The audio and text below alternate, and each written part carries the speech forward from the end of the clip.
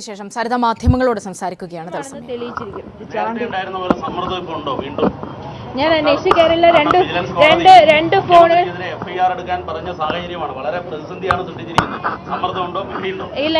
എനിക്ക് പേടി എന്ന് പറയുന്ന ഞാൻ ഇത് രാവിലെ ഞാൻ മാതൃഭൂമി ചാനലിനോട് പറഞ്ഞു. ആക്ച്വലി ഞാൻ ഒരു റിലാക്സ്ഡ് ഒരു മാനസികാവസ്ഥയിലാണ്. കാര്യം നമ്മൾ 2-3 വർഷമായിട്ട് 3 വർഷം തന്നെ കാൽക്കുലേറ്റ് ചെയ്യാം. ജയിലിൽ കിടന്ന 9 മാസത്തെ 1 വർഷമായിട്ട് കാൽക്കുലേറ്റ് ചെയ്യുവാണെങ്കിൽ കഴിഞ്ഞ 3 വർഷങ്ങളായി, പിന്നെ അതിനു മുമ്പുള്ള ഏകദേശം ഒരു 3/4 വർഷത്തോളം പൈസ കൊടുത്തിട്ട് കാര്യം നടക്കാത്തതിന്റെ ടെൻഷനും.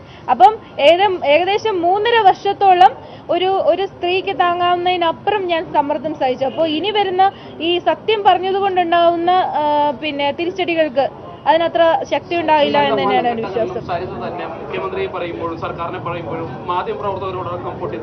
തീർച്ചയായിട്ടും. അല്ല, അങ്ങനെയുള്ള കാര്യങ്ങൾ സഹിൽ നമ്മൾ രാവിലെ ഒരുപാട് ഡിസ്കസ് ചെയ്താണ്. പിന്നെ ഇനി അതിനകത്ത് നമുക്ക് വേണോ അതിനൊരു ഡിസ്കഷൻ വരുമ്പോൾ അതൊരു പഴഞ്ചോറിന് തുല്യമാണ്. ഞാൻ അതിന്റെ കാര്യങ്ങൾ ഇന്ന് കമ്മീഷൻ മുമ്പാകെ സ്റ്റാർട്ട് ചെയ്തിട്ടുണ്ട്.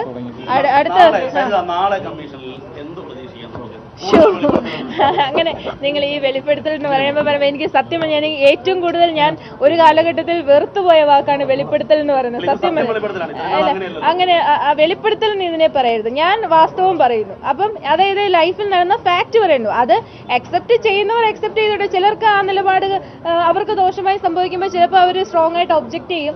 അതെന്റെ ഭാഗമല്ല. ഇപ്പൊ ഞാനാണെങ്കിലും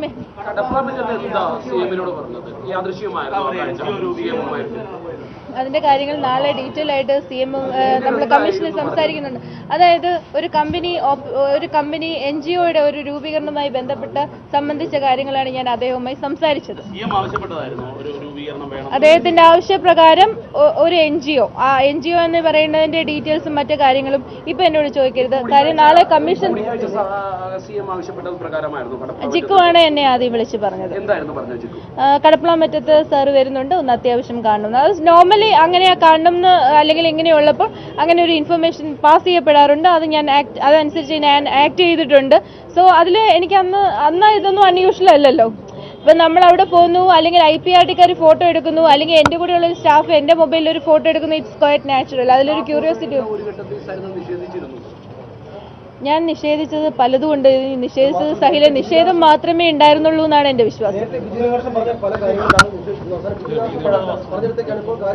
ഞാനൊരു കാര്യം പറയട്ടെ. ബിജു രാധാകൃഷ്ണൻ പറഞ്ഞതിനെ എല്ലാം സപ്പോർട്ട് ചെയ്ത് ഞാൻ സംസാരിച്ചിട്ടില്ല. ഞാൻ പറഞ്ഞത് എൻ്റെ ഫാക്ട്സ് ആണ്. ബിജു രാധാകൃഷ്ണൻ എന്ന് പറയുന്ന വ്യക്തി നേരിട്ട് ഇടപെടാത്ത ഒരു കാര്യം പറയുന്നതിനെ ഒരു എന്താ പറയുക, അതൊരു വ്യാജമായ ആരോപണം എന്നേ പറയുള്ളൂ. എനിക്ക് വ്യാജമായ ആരോപണങ്ങൾ ഉന്നയിക്കേണ്ട ആവശ്യമില്ല. അന്വേഷിച്ചാൽ, ഞാൻ ഇനി ഒന്നും കൊടുത്തില്ലെങ്കിലും അന്വേഷിച്ചാൽ കണ്ടുപിടിക്കാവുന്ന ഫാക്ട്സ് ഉള്ള കാര്യങ്ങൾ മാത്രമേ ഞാൻ പറഞ്ഞിട്ടുള്ളൂ. ഞാൻ പറഞ്ഞല്ലോ, എനിക്കറിയില്ല. കാര്യം ബിജു നേരിട്ട് കൊടുത്തു എന്ന് പറയുന്നത് ഞാൻ സാക്ഷിയല്ല. ഞാൻ നേരിട്ട് കാണുകയോ നേരിട്ട് ഇടപെടുകയോ ചെയ്യാത്ത ഒരു കാര്യവും ഞാൻ കമ്മീഷനിൽ പറയില്ല. ആരുമായിട്ട് സംസാരിച്ചു. ഞാൻ PJ ജോസഫ് സാറുമായിട്ട് സംസാരിച്ചു. കാര്യം തൊടുപുഴയിൽ ഞങ്ങളുടെ എനർജി മാർട്ട് ഇനോഗ്രേറ്റ് ചെയ്തത് PJ ജോസഫ് സാറാണ്. അപ്പൊ അത് സാർ ഞങ്ങളുടെ തിരിച്ച് അവിടെ എങ്ങനെയുണ്ട് ആ പദ്ധതിയെ പറ്റി സംസാരിച്ചു. അയ്യോ, അതൊന്നും എനിക്കറിയില്ല. ഞാൻ സർക്കാരിനെ താഴെ വീഴ്ത്താൻ വേണ്ടി നടക്കുകയല്ല സഹീൽ. അതാണ് എൻ്റെ ഒരു ഒന്നാമത്തെ ആൻസർ. ഇത് ഒരു ഫൈറ്റോ അല്ലെങ്കിൽ പറയുന്ന എന്താ പറയാ, സർക്കാരിനെ താഴെ എറിയണം അല്ലെങ്കിൽ ഉമ്മൻചാണ്ടി താഴെ വരണം എന്നുള്ള എയിമോട് കൂടി സംസാരിക്കുന്ന ഒരു വ്യക്തിയല്ല ഞാൻ. എൻ്റെ കാര്യം എന്ന് പറഞ്ഞാൽ ഞാൻ കുറെ കാര്യങ്ങൾ മൂടി വെച്ചു. പിന്നെ അതിന്റെ ഗ്രാവിറ്റി എത്രയാണ് എന്നുള്ളത് നിങ്ങളെപ്പോലെ തന്നെ ഞാനും മനസ്സിലാക്കിയിട്ടുണ്ട്.